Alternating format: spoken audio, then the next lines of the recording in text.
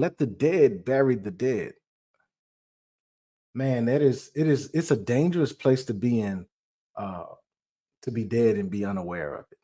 And he's saying that there's essentially some spiritually dead people, some spiritually dead customs, some spiritually dead places that we have become aligned to and stuck to, that when God himself calls you, you can't go because you're still stuck in a place that is dying because you won't follow when he calls.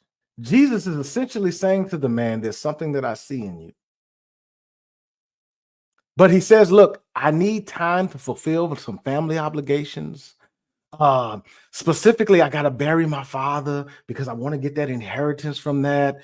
Um, the request seems to be a reasonable one when you think about it.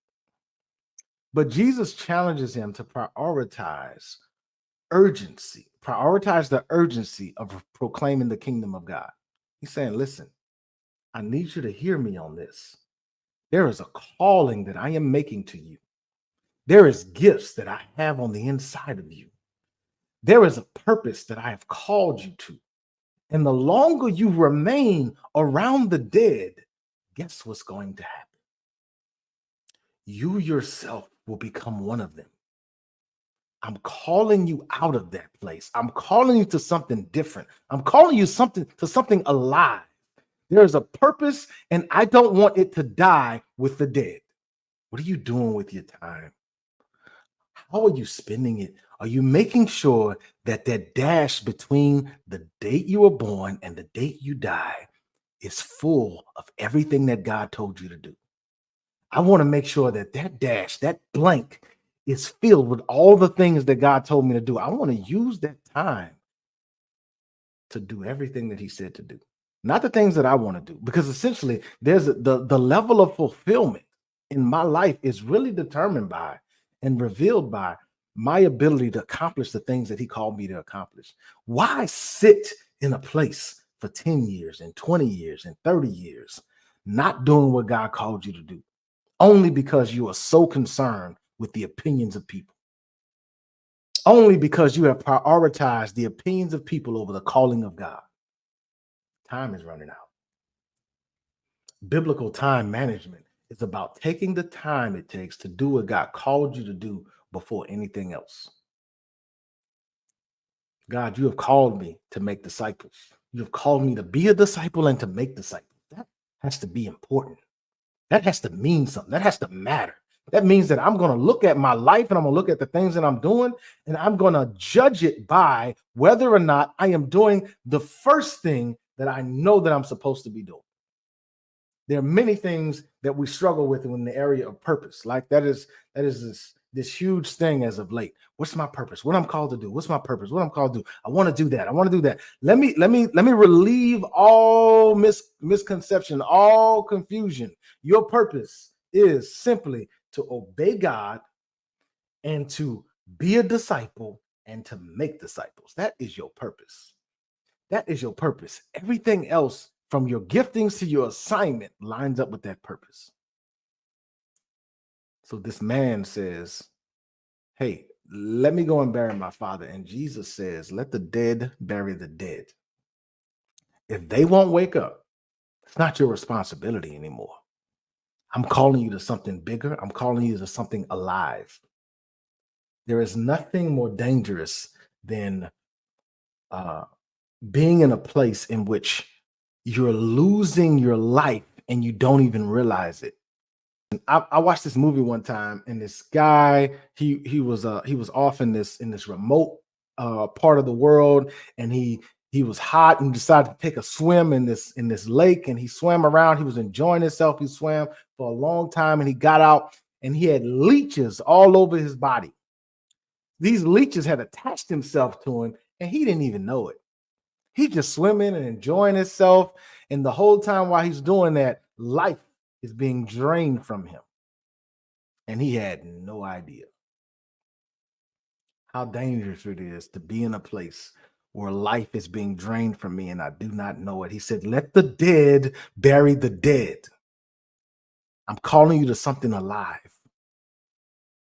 He didn't realize it until he got out of the environment that he discovered that there were things attached to him that was actually draining him. And so he had to go through this painful process of detaching. For many of us, we are feeding and keeping things alive that is supposed to be dead because you are there and you are now the newest life source for it to drain.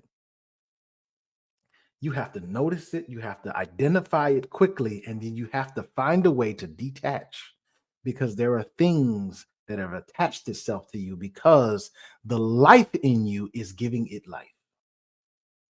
Now, again, this may sound harsh. This may sound like a difficult thing that Jesus asked this man to do. He said, let the dead bury the dead.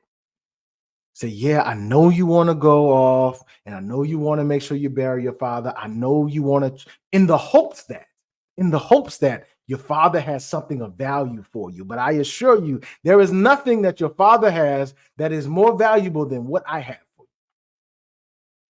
And so oftentimes we find ourselves staying attached to people, wasting time, remaining attached to people or things or places or environments because we are hopeful that in my attachment to them and their attachment to me, I'll get a reward for it. I'll get something at the end of it. We hope that because I'm here, something good is going to happen. I am just really playing the life lotto, hoping that maybe I have pulled the right lever by being with this person. Yes, I'm going through a lot. Yes, they're draining me. Yes, they're stopping me. Yes, I'm being imprisoned by their control and all those things, but I'm hoping that at the end of it all, I'm winning.